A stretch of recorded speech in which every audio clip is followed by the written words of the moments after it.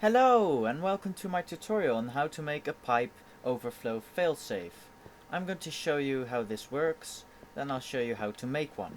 It's very easy actually, it only needs a few pipes, like these iron ones, and it only needs a few redstone engines, and of course, well, chests and ores to macerate, and things to sort. So to begin, we have an ore chest here, ores come in here, and they will be macerated here. And then another pipe, rain, goodbye rain, another pipe will take them back, round, and then into this chest, which will have the dust.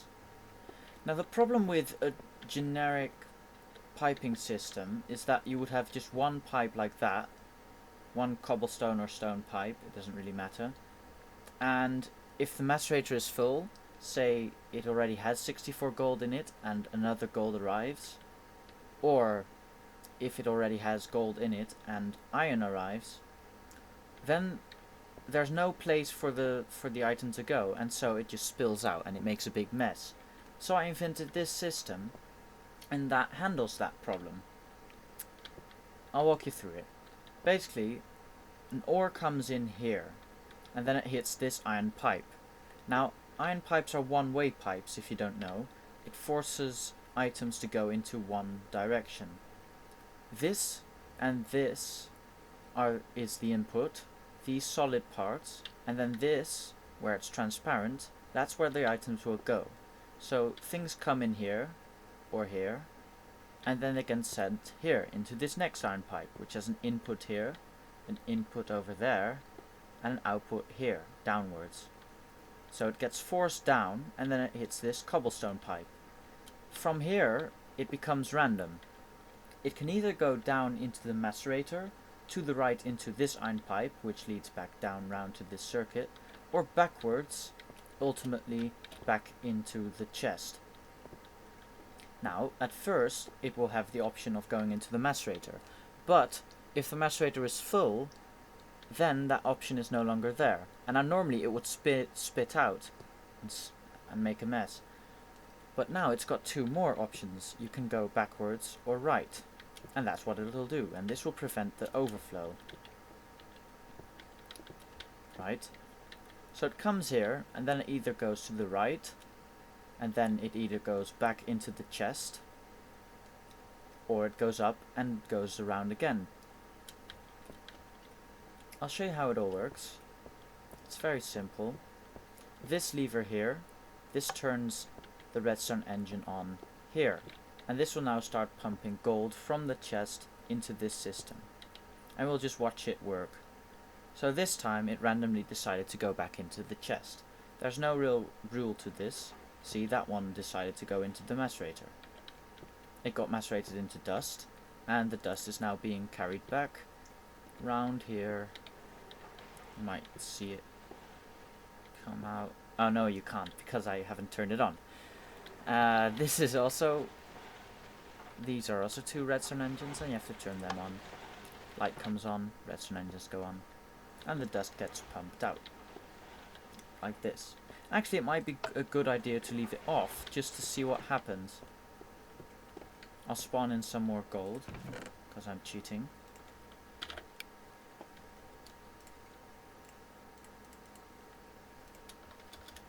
Right. And don't worry, I'll show you all how to make this in a moment.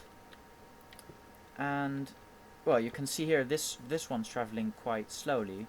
That's because it came round and then circled round a few times and lost its momentum. So you can see this one's been traveling for a while, and then it found its way into the macerator.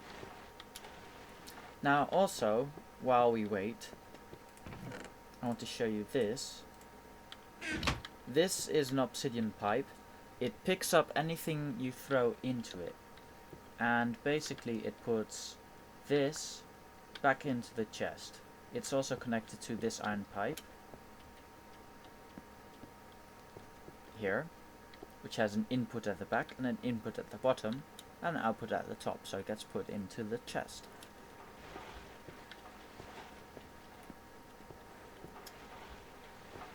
And Well, I'll just leave this running for a little while, and we'll come back to that later. So, yeah. And then you can see the overflow in progress. Well, the overflow failsafe, of course. I might as well take this time to show you how to make one. It's very easy, like I said. It's not hard at all. You begin. You don't have to begin with this, but I like doing this because it's easier. You begin with a little bit of an elevation.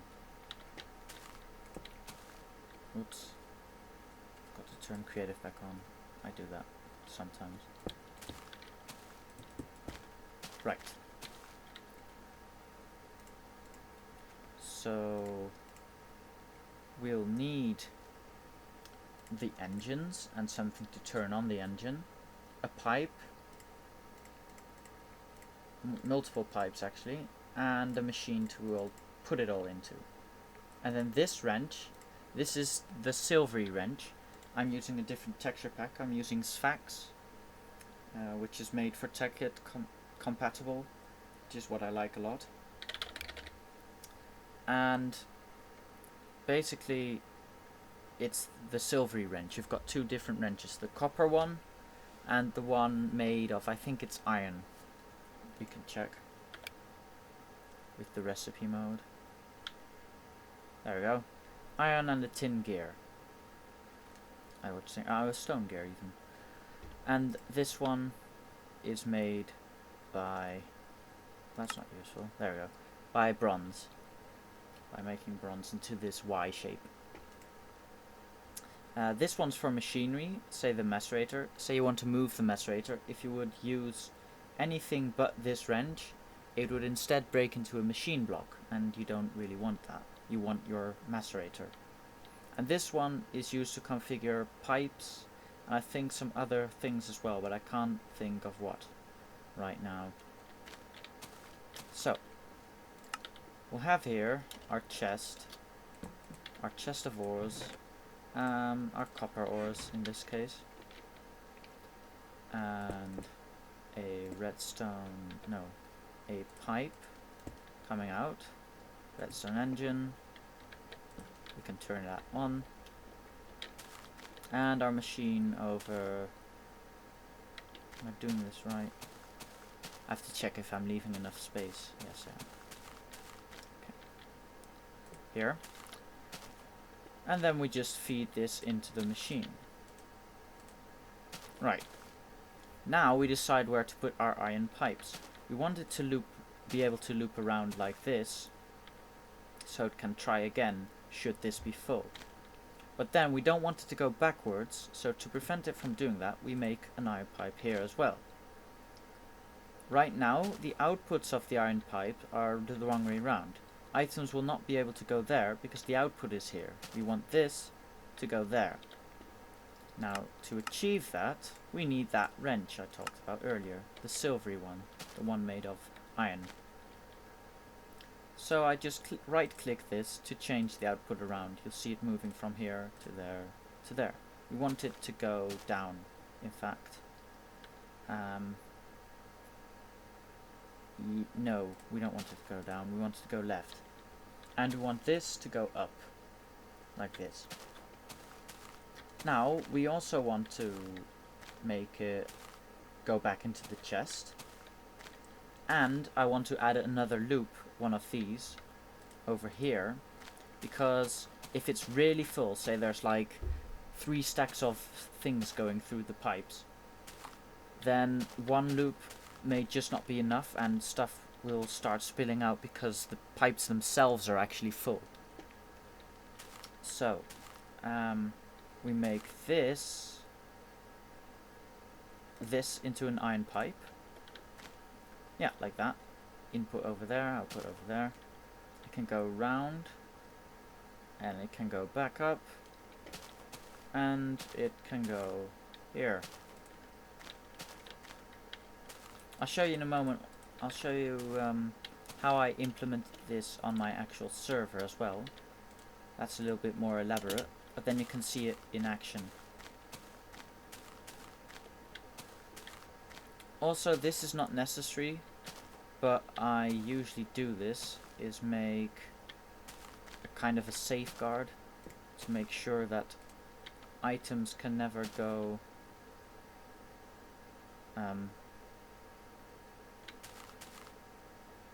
no, that's wrong.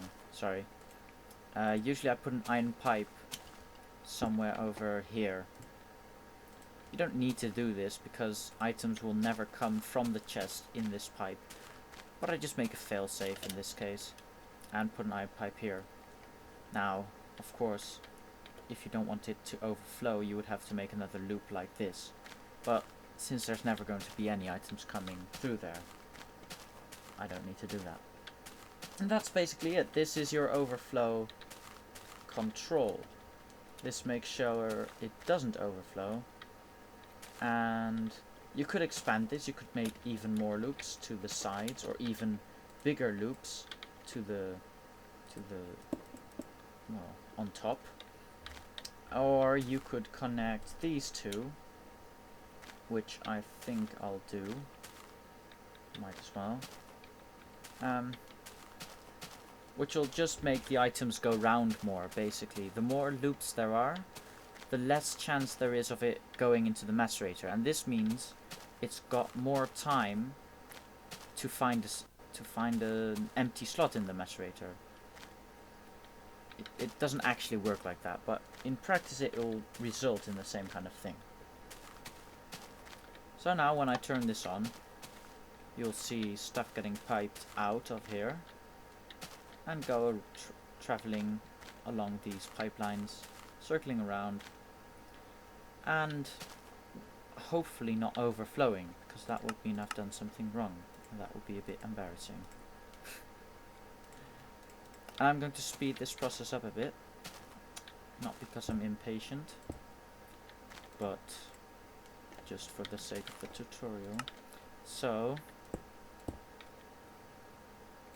there we go.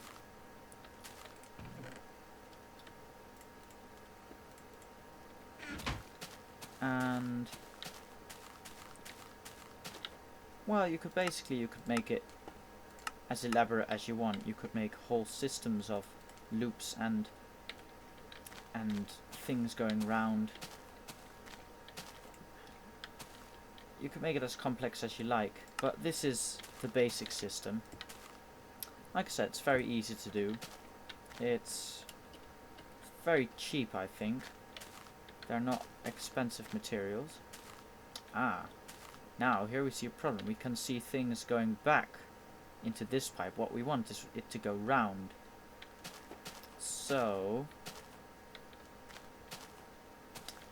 what do we do to that? We are going to add another iron pipe here and make its output down. Now things have to go down once they reach this corner, which is what we want.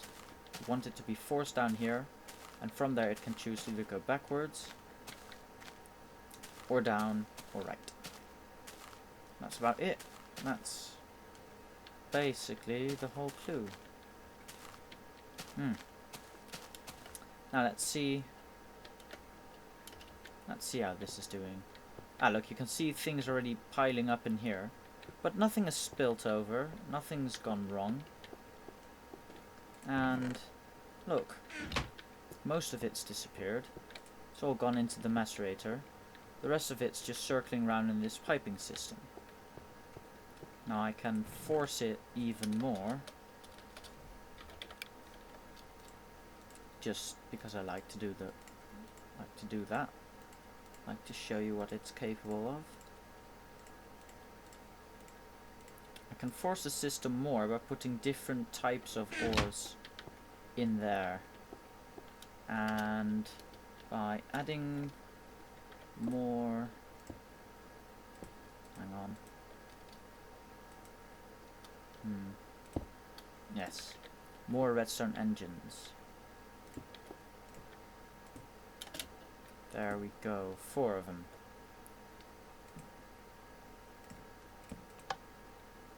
There. Now, Also, normally I would recommend not having this golden pipe, because that would mean the items would have to travel for a longer time. And the longer it takes them to go round the pipes, the more chance there is that by the time they get to the macerator, all the obstructions will have already been macerated and they can go in. The less obstructions there are, the less chance there is that the failsafe actually isn't that failsafe and fails. Well, as you can see, the iron isn't going into the macerator because it can't, but it isn't spilling out. It's just going round and round and trying again, and if it can't do that, it's just going back into the chest, getting pumped out again. Now I'll turn on the macerator.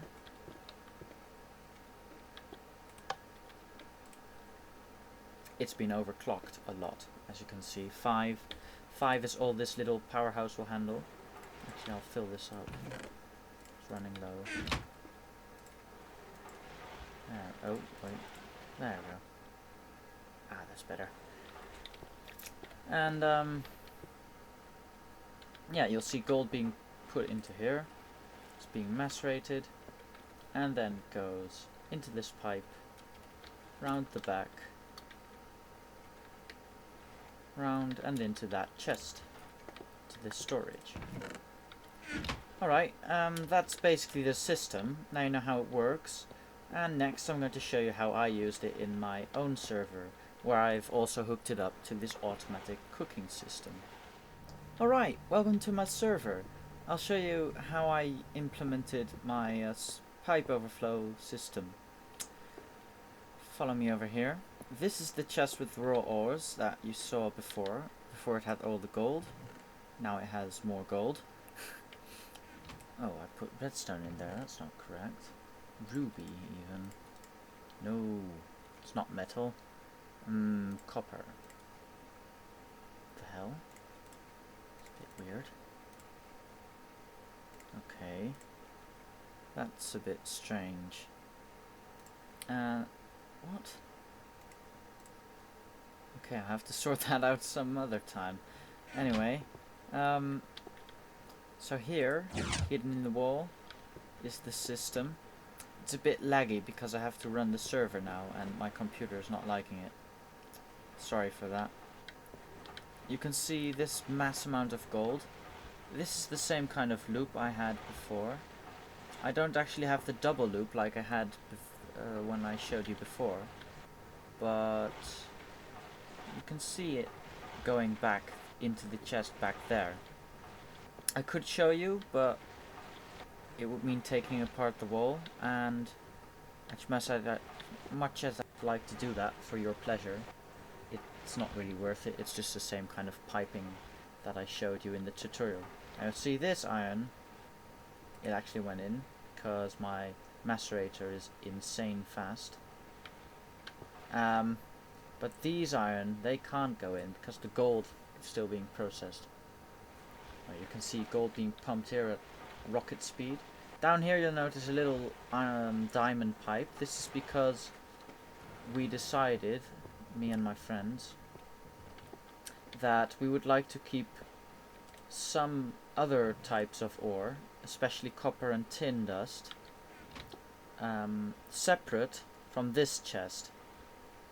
And this chest, you can read the label of course, this chest will put all the dust from the macerator in it. Now it will be put in there, and then this next system, which is hooked up to two ovens, much like this system is hooked up to the macerator, that system will then automatically cook and then store the cooked bars. And we wanted to exclude certain items from that because, well, these two can be made to make bronze. So we didn't want to cook that, because if we cooked all of it, then we couldn't make any more bronze. So this diamond pipe, let's see if I can actually, look, this diamond pipe will filter out any kinds of things that shouldn't go into the to be cooked chest. And coal dust is also there because coal dust can't be cooked, and if I were to really enhance this, I would put all kinds of things like the gems. No, the gems shouldn't even be in the ore chest, but, well, other things that shouldn't be macerated. You can see here, this is probably tin or iron. Right, so iron's now being piped backwards in down here somewhere. I've got this elaborate maze of pipes down here. Down here, and then into this chest to then be pumped out by this redstone engine as gold and be fed into these two ovens. Again, this is the same kind of pipe overflow failsafe. This time, instead of making a loop round like this, it's making a shared loop here, and it's making a loop round to the back. So it'll either go backwards or into one of the two ovens.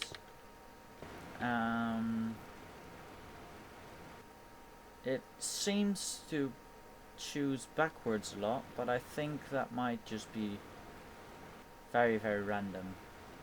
There isn't a rule. And then afterwards, those items are then pumped back out through these two pipes and then put back into the cooked items chest. You can see back there, there's an iron pipe. This is because these two pipes join, and I don't want this stuff from this oven to go back into this oven. So I put an iron pipe there as well to force it up into that chest. And I wanted to show you this because then you could have a better idea of why you would want a pipe overflow. And it's very useful because all I have to do is put my raw ores in here, or in here. Look, I have a manual intake, just like in the tutorial world. You can see the ores come back in here. All you have to do is put the ores back in here. In here. Oh, look, an overflow. Oh dear. Pipe's got full. Oh, I can't get it. Oh dear. Well, there's a certain limit to the system, but come on, it's working the best it can. It's got 6 overclocks. Come on. And just look how full it is. This is ridiculous. But I could improve this. I could make another loop to the back. Maybe make the loops bigger. Add more macerators. You could do all kinds of things. The fun part of the system is that it's infinitely expandable to a certain extent. So all I have to do is put raw ores in here, and the system will handle itself, and I'll end up with cooked bars of whatever it is I like. And that's very useful, and I hope you can find a good use for this pipe overflow as well. So I hope you enjoyed the tutorial. Sorry it was a bit slow. When I look at the time, it looks like I've been teaching you guys, like I've been holding a lecture. I just like to be very clear, and I like to make myself as understandable as possible, also for people who might have trouble figuring out what everything does. I'd like to explain, and that's what I did. So I hope you enjoyed, and I hope you can use this somehow. Also, I forgot to mention, I've got the schematic for the tutorial world uploaded, and the download link is in the description. Alright, well, thanks again for watching. Bye.